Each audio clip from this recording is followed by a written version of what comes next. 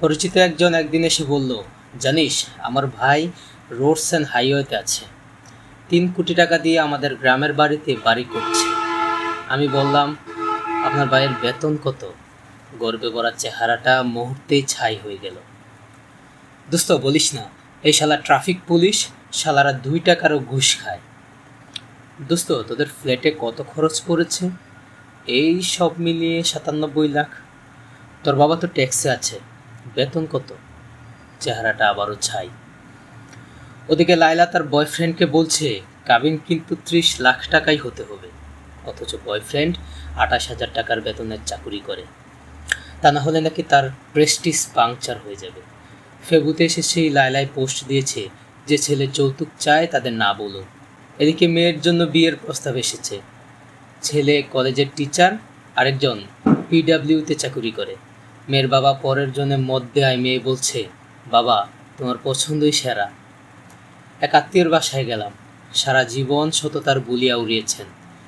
মেয়ের জামাই চাকুরি করেন সিটি কর্পোরেশনে। খুব গর্ব করে বলছেন, তার মেয়ে ঘরের ফার্নিচার 4-5 বছর পরেই পাল্টায়। মেয়ে খুব শৌখিন, 80 লাখ টাকায় ফ্ল্যাট কিনে আরও 50 লাখ টাকা খরচ করেছে ইন্টেরিয়র কাজে। জিজ্ঞেস করলাম, ভাইজান জামাইয়ের বেতন কত? অফিসে বসে আছি, একটা ছেলে সালাম দিয়ে ট্রেনের সময় জানতে চাইল। কথায় কথায় বলল তার ভাইও রেলওয়েতে জব করে। জিজ্ঞেস করলাম কোন পোস্ট? ও বলল ইঞ্জিনিয়ার, ডিপ্লোমা। তার ভাই নাকি 6-7 বছর অনেক কিছু করেছে। জিজ্ঞেস করলাম, তোমার ভাইয়ের বেতন কত? আর কোনো উত্তর নাই। আমরা এত নষ্ট হয়েছি যে আমাদের কোনো লজ্জা নেই। ঘুষ আমার অধিকার, কিন্তু কন্ডাক্টর 15 টাকার ভাড়া 15 টাকা চাইলেই, এগুলো মানুষ না। এই টাকা খেয়ে এরা কিছুই করতে পারে না, মানুষের টাকা মেরে কিছুই করতে পারে না। অথচ একটু আগেই বাসে মোবাইলে আলাপ করছিল একটা বেসরকারি ব্যাংকে চাকুরির জন্য 9 লাখ আর 10 লাখ টাকা ঘুষের আলাপ। কন্ডাক্টর গলা কাটছে শিক্ষিত দুর্বৃত্তরাও। শিক্ষিতদের গলা কাটা বড় নির্মম, দেশটাকে এফোর করে দেয়।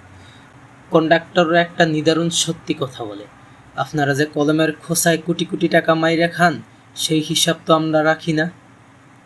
কথা সত্যি এবং নিদারুণ সত্যি। কিছু অসভ্য শ্রমিকদের দেখলাম অ্যাম্বুলেন্সেও গালি দিচ্ছে, আটকাচ্ছে। সেই অ্যাম্বুলেন্স দেখে মনে পড়ে গেল এর চেয়ে ভয়াবহ অসভ্য গোষ্ঠীর কথা, বিভিন্ন ওষুধ কোম্পানির দালালদের কথা, যারা অতি উচ্চ শিক্ষিত ডাক্তার এবং যাদের পেছনে রাষ্ট্রের কোটি কোটি টাকা খরচ হয়। মেয়াদোত্তীর্ণ ঔষধ আইসিইউতে রেখে গলা কাটার সেই সব অমানুষদের কথা। মানুষ হয়তো আছে, কিন্তু সংখ্যাটা কম। মেয়ের বিয়ে ঠিক হয়েছে, তা কোথায় হলো, ছেলে কি করে? যদি ঘুষের ডিপার্টমেন্টের হয়, দেখবেন মেয়ের বাবা মা ভাই বোন আর মেয়ের চেহারা কেমন খুশিতে চকচক করে। অথচ এই যে অরাজকতা, এই যে ভেজাল জিনিস, এই যে উচ্চ মূল্য, এই যে গলা কাটা সেবা, এই যে পেনশনের টাকা তুলতে ফাইলের পেছনে দৌড়াতে দৌড়াতে জুতার তলা ক্ষয় হয়ে যাওয়া, এই যে পরীক্ষায় ভালো ফলাফল করলেও চাকুরি না পাওয়া, এসবের মূলে তো সেই দুর্নীতিবাদ শুয়োরের। বিখ্যাত এক অর্থনীতিবিদ বলেছিলেন, শুয়োরের বাচ্চাদের অর্থনীতি। এই শুয়োরের বাচ্চারা কারা? এই লেখা পড়ে যাদের চেহারায় চপেটাঘাত পড়বে, ছাই হয়ে যাবে, তারাই।